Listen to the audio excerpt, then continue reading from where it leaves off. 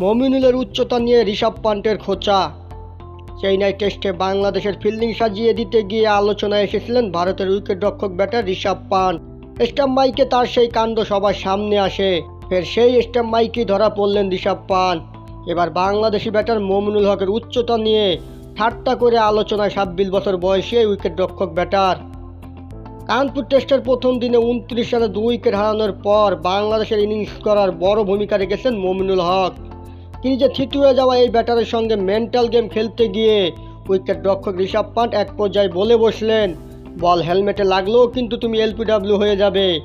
অনেক সময় দেখা যায় দীর্ঘদেহী পেসাররা যখন পিচ থেকে বাড়তি বাউন্স আদায় করে নেন তখন কিছুটা সমস্যায় পড়তে হয় ছোটোখাটো গড়নের মমিনুল হককে।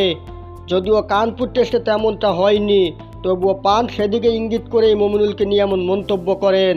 তবে শান্ত সুস্থির স্বভাবের মমিনুল হককে পান্তের কথায় বিচলিত হতে দেখা যায়নি, বরং আলোক স্বল্পতায় দিনের খেলা শেষের আগে 7 চারে 40 রান জমা হয়েছে তার নামের পাশে।